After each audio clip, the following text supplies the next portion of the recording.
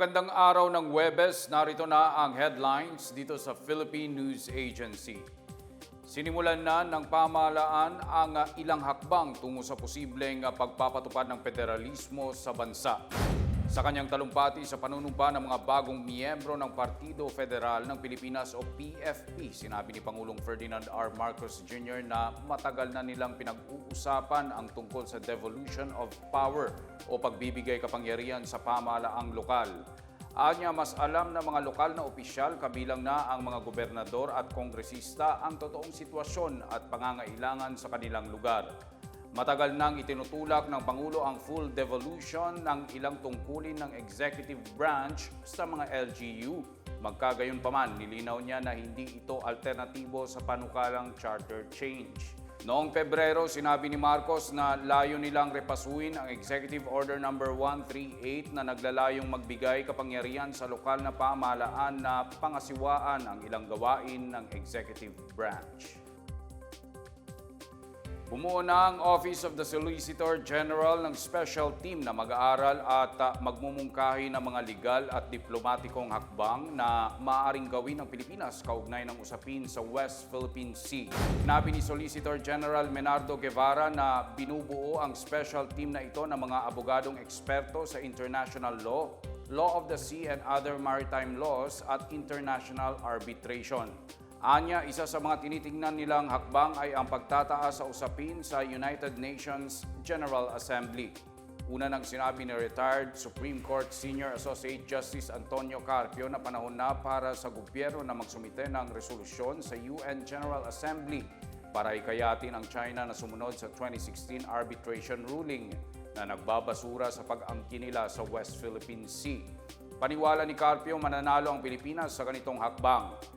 Nauna nang siniguro ni Pangulong Ferdinand R. Marcos Jr. na hindi papayag ang kanyang administrasyon na mawala ang kahit na isang pulgadang teritoryo nito, kabilang na ang West Philippine Sea. Nagpasalamat ang Armed Forces of the Philippines sa international community dahil sa pagpanig nito sa Pilipinas sa paggiit sa karapatan sa teritoryo nito sa South China Sea. Ayon kay Colonel Medel Aguilar, tagapagsalita ng AFP, malaking bagay na kinatigan ng ibang bansa ang Pilipinas sa pagkondena sa panggigipit ng China. Matatandaang inalmahan ng Estados Unidos, European Union, Japan, South Korea at Australia ang pagtira ng water cannon ng Chinese Coast Guard sa mga barkong Pinoy sa loob ng exclusive economic zone ng bansa. Giit ni Aguilar, walang kakampi ang China dahil itinuturing na hindi katanggap-tanggap ang inasal nito. Paniwala naman ng Philippine Coast Guard na pressure ang China ng ibang bansa kaya nagpigil umano ito sa pagharas sa pinakahuling resupply mission ng Pilipinas sa West Philippine Sea.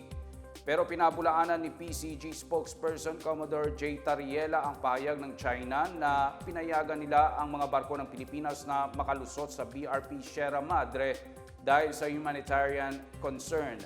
Ayon kay Tariela, tinangka pa rin silang harangin ng mga barko ng China.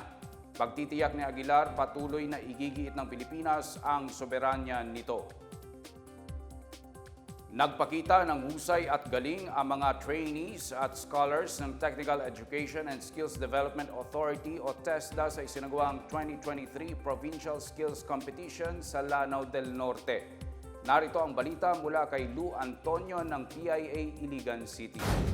53 industry-skilled trainees at scholars ng technical vocational institutions at training centers sa Lanao del Norte ang naglaban-laban para sa 2023 Provincial Skills Competition. Nagpakitang gilas ang mga TESDA scholars at ipinakita ang mga natutunan nila sa 19 na skills areas tulad ng baking, cooking, electrical installations, welding, fashion technology, restaurant service, asexual propagation, at iba pa. Nagmula ang mga lumahok sa 25 institutions tulad ng Salvador Trade School, Mindanao State University Iligan Institute of Technology, Venida Farm, Christian Horizon School Incorporated, LCU Skills Training Institute Incorporated, Mercy Junior College Incorporated, Iligan Medical Center College at iba pa. This is my first time joining this competition and I feel very nervous yet excited, and all I can say is that thank you for giving me this kind of opportunity because I am a fourth year college student now, and I can use this as my experience soon for future purposes. Samantala, ayon kay TESDA Lanao del Norte Provincial Director Noraya Acas, nais nilang palawakin pa ang kanilang serbisyo dahil sa mahalagang ginagampanan ng TESDA. Si Technical Education and Skills Development Authority as the authority of the technical vocational education and training, our commitment for the people of Lanao del Norte is to bring access to national certificate closer to the people. Si TESDA is very vital in the development of our human resource in the country. Makikipagpaligsahan para sa regional level ang mga nanalo sa provincial skills competition. Sakaling pala rin ay lalaban sila sa national level at kung mananalo ay magiging pambato ng bansa para sa World Skills Competition. Lou Antonio ng PIA Iligan City, Lanao del Norte para sa PNA Headlines. At yan ang pinakabago at pinakamalagang balita sa mga oras na ito, hatid sa inyo ng PNA Headlines. Para sa iba pang mga balita at impormasyon, bisitahin lamang ang aming webpage, pna.gov.ph, o ang aming Facebook at Twitter account na Philippine News Agency. Mapapanood din ang PNA Headlines sa Facebook page ng Presidential Communications Office o PCO. Ako si Wilnard Basilonia, ito ang PNA Headlines, naghahatid ng mga balitang nagbubuklod sa buong bansa.